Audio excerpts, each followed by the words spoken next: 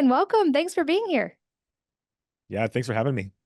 I'm really excited for our conversations because we're going to get to go deep on a couple of topics actually that I think are really relevant to the audience, especially to all the parents listening. And first, we're going to go deep on EMF and lighting in our homes. But before we jump into that, while researching for this episode, I read, and you can confirm if this is true, that you have been in 3 plane crashes and walked away from them. And I feel like I just have to hear that story. Yeah, so as a pilot, that's like kind of what I do for fun. That's one of my hobbies, and I've done a lot of flying ultralights, different planes, and yeah, I've had a couple incidences with planes, and luckily I've been able to walk away from all three of them. But two of them had an engine out, and one of them just caught a gust of wind when I was coming into the land and crashed and spun around. But luckily, I was able to walk away from all of them. Wow. Well, that is quite the story, and I'm glad you're here because we get to talk about some things, like I said, that I think are really relevant to moms. So, in our first episode together, I would love to go deep on the topic of understanding how things like EMFs and lighting, which I feel like is less talked about, can affect our health, and then really get into the weeds with some solutions and things we can all do in our homes to make them a better environment. Because I believe we create our environment, but our environment also somewhat creates us. So, to start off with some background, can you walk us through what are some of the common problems someone might encounter when it comes to EMFs and lighting in their home? Yeah, with EMF, it really has to do with where our world is heading with technology. It seems like everything is becoming wireless, everything is becoming intelligent, Internet of Things, it's all connected. And we're using the technology in new ways that we never thought possible 10, 20 years ago. But because of that, this technology comes at a cost. And the EMF that comes off of it can affect our body. Our heart, our brain, our nervous system, it all works on these electrical signals. Our brain tells our muscles to move. Those are all electrical signals. Now, when we overlay these artificial frequencies, which comes from our all these fun devices we have, the laptops, the Wi-Fi, the Bluetooth, even the electricity in our home, it interferes with our body and it becomes an issue. And so it's really important to really recognize where these energies are coming from and what we can do to help mitigate and reduce these exposures. Yeah, that's a good point because, like you said, these things are so ubiquitous in our environment, and likely technology is not going anywhere anytime soon. So, this is something we have to learn how to live with. And you mentioned wiring in the home, and I would guess this is when people are probably aware of things like Wi-Fi and Bluetooth, and we'll talk about ways to deal with those as well. But I feel like the wiring in the home isn't one that's discussed as much. So can you explain, like I think most people assume that's kind of like in a wire, it's insulated, it's in the walls, and it's not as much to worry about. But can you explain some of the problems you see from just the wiring in the homes? Yeah, the wiring is all throughout the walls. It's over our head. It's what connects all the outlets and the switches. And if you could look behind the walls, you'd see just like a skeleton with veins. You'd see all these wiring. Now the wiring, the electric field off of that will pulse out up to 6 to 8 feet. So when we're in the vicinity of any of this wiring or lamps or anything that's plugged into the wall, that electric field can radiate out and it can get onto the body and it can affect our body. And this is something likely everybody has and is exposed to if they're living in a home environment. Because even if I know I take my Wi-Fi down at night and I'm conscious of those kinds of things, but I think most people, we don't turn off the wiring to our entire house at night. So I guess the first question would be, how do we know if there's levels that are not optimal from our wiring? And then what do we do about it? Yeah, so 150 years ago, we lived in homes, we had candles, we didn't have electricity, and our bodies evolved a long time without this electrical energy. Now, the last 100 years, everything's electrified. Our buildings, our vehicles, 90% of the time we're living inside these environments that are electrified. That gets onto the body. Now, what we can do is go outside. That's always helpful to get away from it as much as possible. But what we do at our house is we turn the circuits off at night when we sleep. So that way, at least 1/3 of our life, we're getting away from this electrical exposure and giving our bodies a break. So you can simply go out to your circuit panel, find the circuits that power up your bedroom and turn those circuits off and try sleeping like that. So I always challenge my clients, do like a digital detox weekend where you turn off all the electronics and almost like you're camping in your house. And of course, you can leave the fridge on, leave the air conditioning, the heating on, but turn all this other stuff off and see how your body responds. It's interesting when you actually do that, you'll start to notice a difference. A lot of people tell me, yeah, when I go out to the park or when I go to the beach or when I go out camping, I feel so much better. I sleep better. But then when I go into my home, I just feel run down. That's a big sign that you're being overexposed to these electronics. And I may not remember the statistics of this study perfectly. You might know them better than I would, but I know there was a camping study done a while back that looked at people being in nature and away from artificial light for a period of time and how that drastically changed their circadian rhythm and their hormones and resolved a lot of things. And I think obviously one part of that was the removal of artificial light, but it sounds like not being exposed to other ambient forms of EMFs, like from our wiring, could also have come into play there. Yeah, correct. And just like ancestrally, we evolved on this planet with the cycle of the sun. And it's no coincidence that we sleep when the sun is down and we're awake when the sun is up. And we get those cues from the lighting from our eyes. That tells our body to suppress melatonin during the day when we get that full spectrum lighting coming into our eyes. And then at night, when the sun goes down, ancestrally, we had candles and fire and lanterns, and we had that red and that orange and the amber colored light. That's what triggered our body to start getting us ready for bed and start producing melatonin.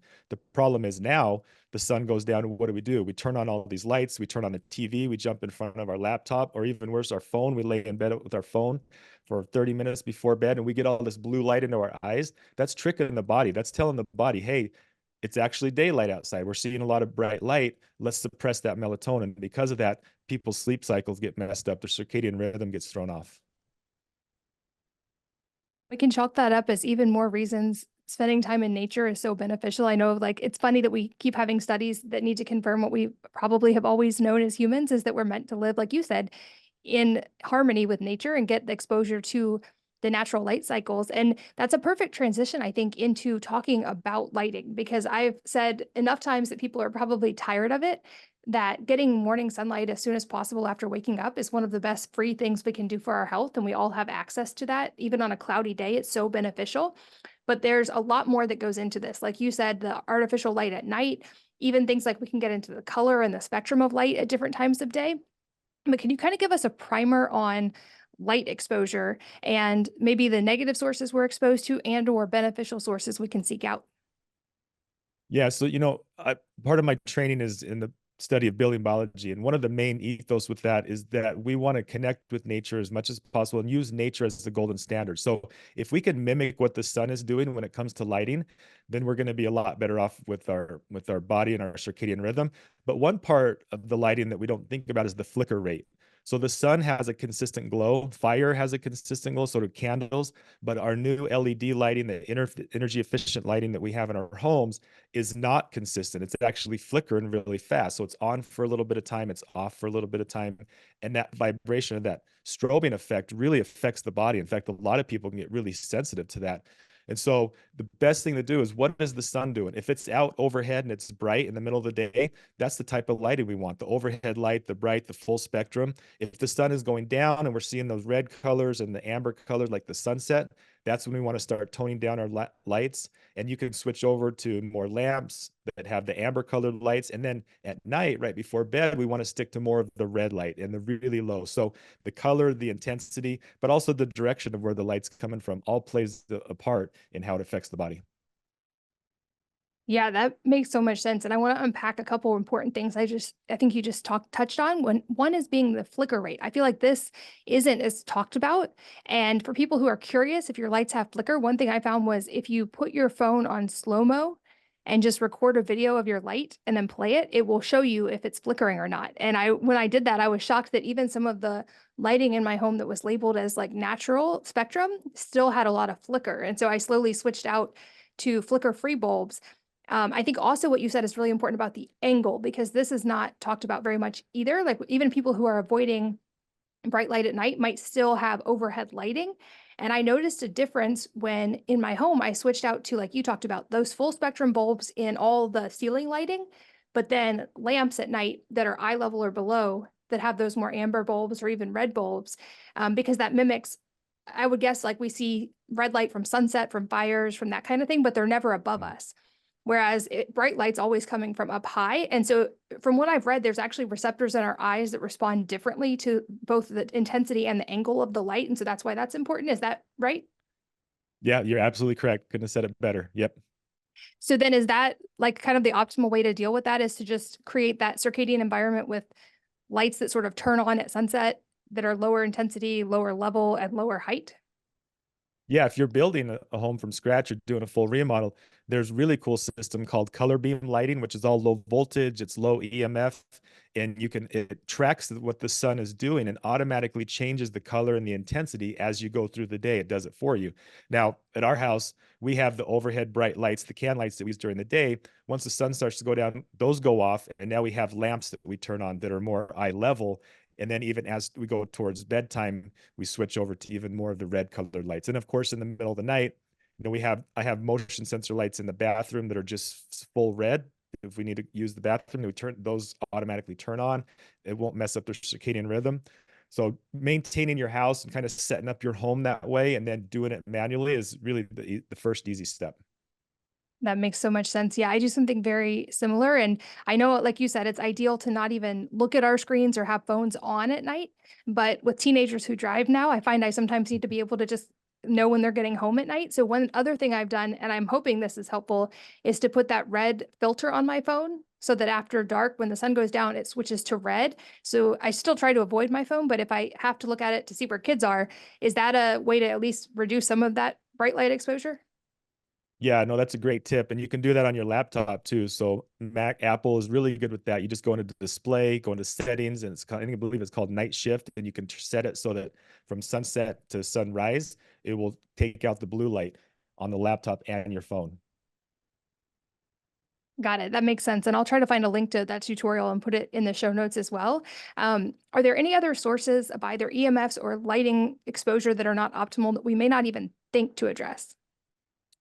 So I think we touched on lighting pretty good. Jumping back to EMF, that's really the big one. That's the one that we really need a lot of work on. And we're not trying to say we got to live in a cave or go hide in the forest to get away from this stuff because that's really not possible. We run businesses, we have a normal life, we have kids, we have cell phones. What do we do about that? That's really where the trick comes in. And we're looking for the easy wins. We're not going to get away from it zero, but we can get significant reduction. And so a big win is at night when we're sleeping. We don't need a lot of this technology at night. We don't need the electricity at night. So that's a great opportunity to turn all of these devices off, unplug them. You said you have Wi-Fi that you turn off at night. We turn the circuits off at night because it's really critical when we're sleeping, because that's when we're healing, when we're resting, when our body is repairing, but also when we don't need this technology. So it's a really easy win. It's a first step to power these devices down. But even going a step further is during the daytime. If we're not, let's say we have the PlayStation set up in the front living room and all the gaming stuff set up there. If you only use that a couple hours a week, there's no reason to have that on and plugged in all the time, because now when you're sitting there in the living room, that stuff's radiating you the whole time. And so it's really easy to plug all of those devices into a power strip. You can even plug it into like a remote control, like for Christmas lights, and just think about the mode is going to be off the majority of the time. That's default mode. And we're going to turn these devices on and use them when we need them. And so another good example is in the office. Let's say you have a printer in the corner. That thing is radiating all the time, Wi-Fi. If you only use that once or twice a week, leave it unplugged. So we're looking for easy wins like that. Yeah, that's such a great tip. And I find you can even do that with a timer now. And just, I have that on the surge protector for my Wi Fi. So I don't have to remember. And I feel like, to your point, anytime we can set things up to be automatic so we don't have to remember to do them, it makes it much easier, of course, to stick with it. And so I have digital timers on things like my Wi Fi router and everything connected to that. And also to a lot of the nighttime lighting, because you can just set it to a schedule so it goes on when the sun goes down, and it's kind of set it and forget it.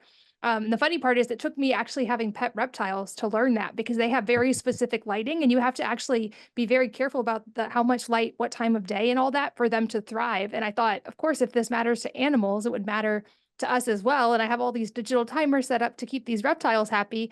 Why am I not doing that for the humans who live here too? Yeah, no, that's a good point. And yeah, it's very important to do. We don't think about that a lot of times, but taking the time to set up our home in a fashion that's a lot more healthy, so it does it automatically, is a lot easier because as humans, we want things easy, we want things convenient, and a lot of times it's not easy and convenient to go around and switch all these lights and change. There's so many things in life we have to do. So the more we can automate things, the better off we're going to be. And that's where we help a lot of our clients is helping them how to set up these tools and these automations to make it easy for them. Because if it's not easy for someone, they're not going to implement it. And I love your approach too of really just focus on it, especially if you're just starting off, just focus on the nighttime because, like you said, that's a third of our life. We're not using it anyway. And from what I understand, we're actually in a more susceptible state when we're sleeping because the body's going through so many repair processes and we're supposed to have that time for sort of deep recovery. And so, even if I use this example a lot, even if we don't feel mentally stressed, our bodies and our nervous system perceive stress in lots of ways. And so if they're getting these low level exposures to things all day long, our nervous system might be perceiving stress and stay in fight or flight, even if we don't mentally feel like we're exposed to stress. And so I think the sleep tip is huge because, like you said, we're not even using it while we're sleeping. Yeah, and I see a future coming down the road where it's going to be almost impossible to get away from this wireless technology with the way things are going. And I predict, 5, 10 years, we might see this really big split where technology is so prevalent, but it's all wireless. But then we have these people that are like, we're not going to do it. We're fighting against it. And there's going to be this big rift happening. You kind of see it already with the 5G and everybody's against it. And yes, this stuff is dangerous, but it's also very helpful for us. So I think it's really important to try to bridge that gap and come in the middle. Like, how can we use this technology, but use it responsibly and use it safely?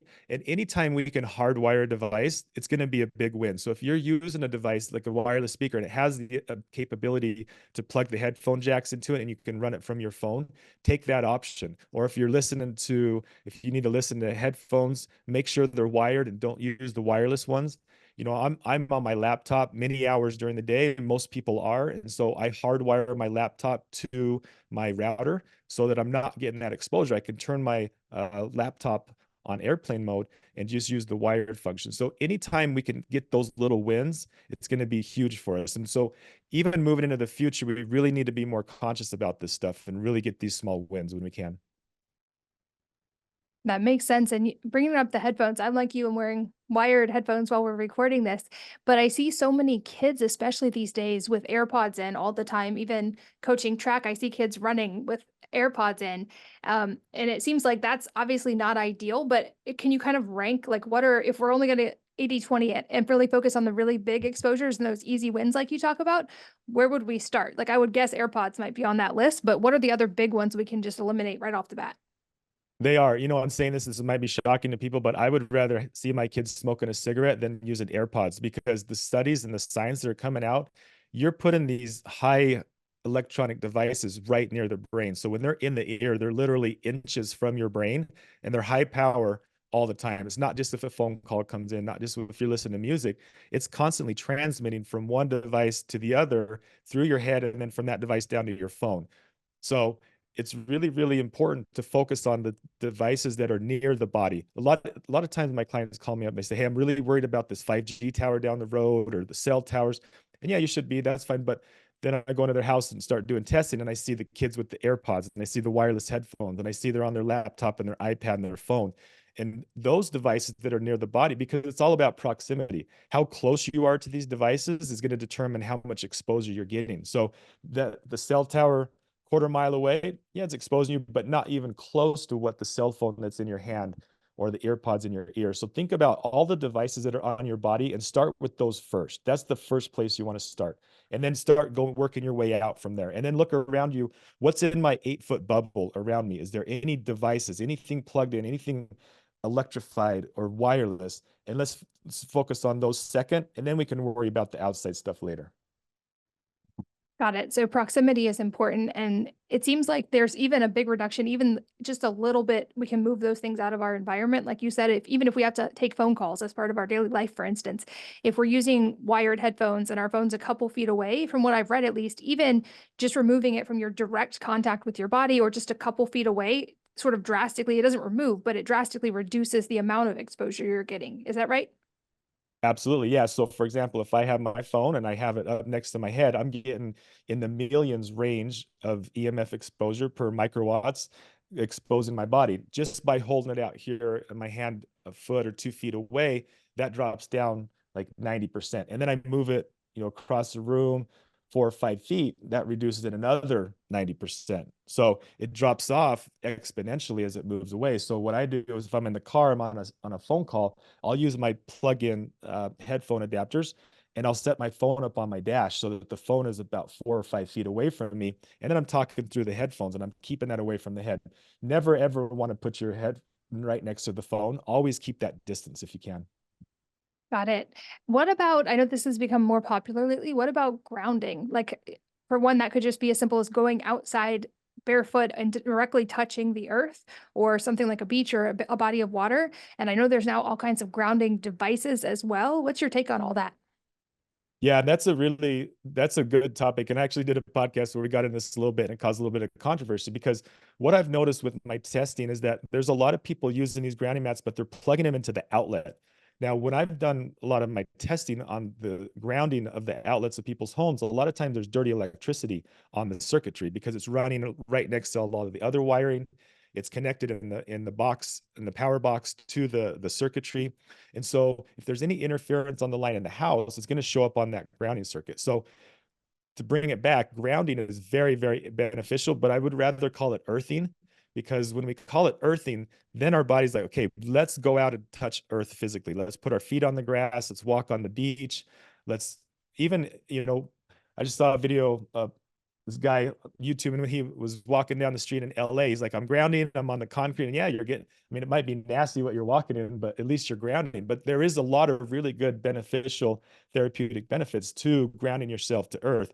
But it's not, if you're up on a high rise and the only way to ground is plugging into the outlet, you're going to get some benefits from that. But you just got to be cautious. And if you have a choice, always physically ground to earth outside and not through your outlets, because you will get interference. Got it. Okay. So from a habit stacking perspective, we could add getting morning sunlight, ideally doing it barefoot, touching the actual ground, and that would be some benefit there. How much, I mean, I know with nature more is better, but is even like 10 minutes a day helpful for that?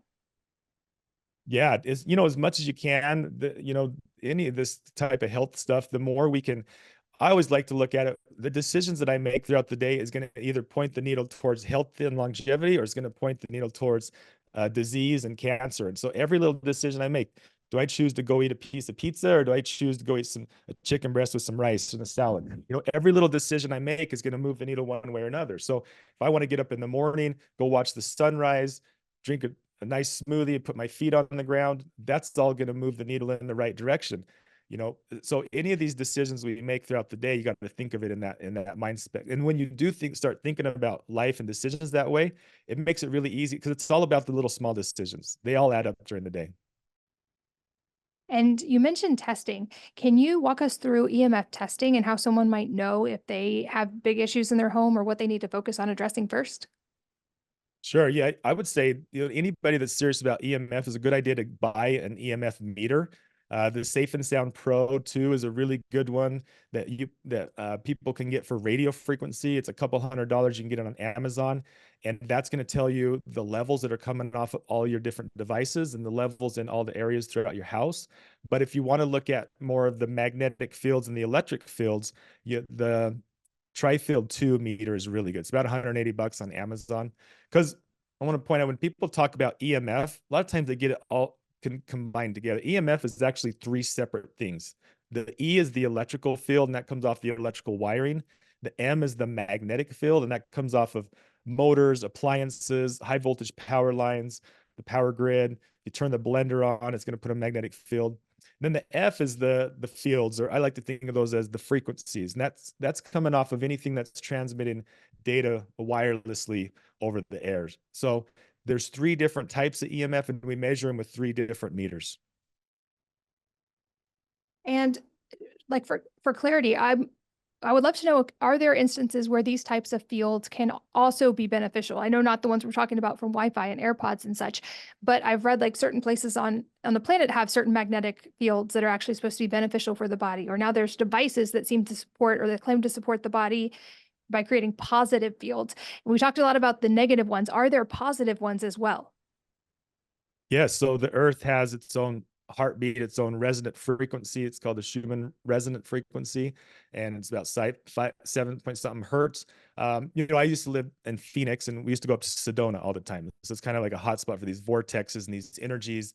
And so, yeah, there are places where you can stand, and these energies are really good for the body. But because that's how our bodies evolved on this planet, is having those natural frequencies. And so those are called natural EMFs, and those are good for you. And a lot of what we've been talking about on the show so far is the non-native EMF, the unnatural frequency, the frequency that just came out over the last 100 years that our bodies are not used to. But yeah, so that's a really good point. We have the North and the South Pole, and that's a static magnetic field that doesn't change. So when we're talking about magnetic fields in the home, it's an alternating field that's going positive, negative 60 times a second. And as that magnetic field goes through the body, it can induce little currents in our nervous system. It can also interact with heavy metals and iron in our blood and cause inflammation and oxidative stress. So the natural frequencies of the earth are good. Artificial frequencies that are created by the power grid and our electronics are the ones that we're concerned about. That's good to know. And so, like with things like earthing, we're getting exposure to the Earth's resonance, like you talked about. Or I live in an area where we have beaches, and the beaches are actually made of quartz. And I've heard that in our area, because of that, it's a very like sort of like extra earthing area, but that there's like beneficial frequencies that exist because of that sort of like crystal component of the sand plus the water, which can also carry that. So that's good to know. It's like there's things we can do. We can avoid the bad ones, and not all frequencies and magnetism and all that are bad. They're actually good ones too, which makes total sense because our bodies are electric. As we get close to the end of our time, a couple questions I would love to make sure we touch on. The first being, of all of the things that someone can do to address EMFs and the lighting in their home and all the things we've talked about, what would you put as a few sort of starting baby steps or key takeaways for people who want to start addressing it but not get too stressed about it? Yeah, for lighting, just try to stay away from the blue light. And if you can, I know that this is hard, but an hour before bed, try to turn down the TV, turn off the laptop, turn off your phone. I know a lot of people like to lay in bed and scroll right before bed. That's really not a good thing to do.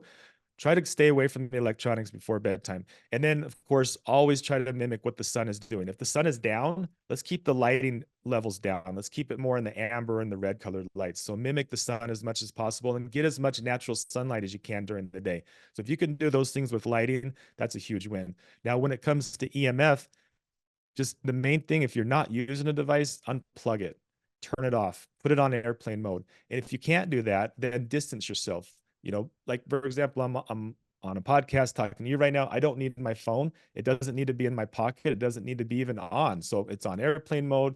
It's off to the side. When I'm having dinner with my family, it's on airplane mode. When I'm getting ready for bed, it's on airplane mode. I turn it on when I need to use it and make a phone call. People that know me, they're just kind of used to that, but that's just how it is. We don't need to have 24/7 contact all the time. And I think getting that mindset that we don't need these things, it becomes an addiction. And so a lot of it is just how we think about these devices. But the distance is also a big one too, keeping these things away from me as much as possible. I think if we can do those things with the lighting and the EMF, those are big wins for people. I agree. And to echo what you said, I would again highly recommend putting your Wi-Fi on a digital timer. They're inexpensive on Amazon.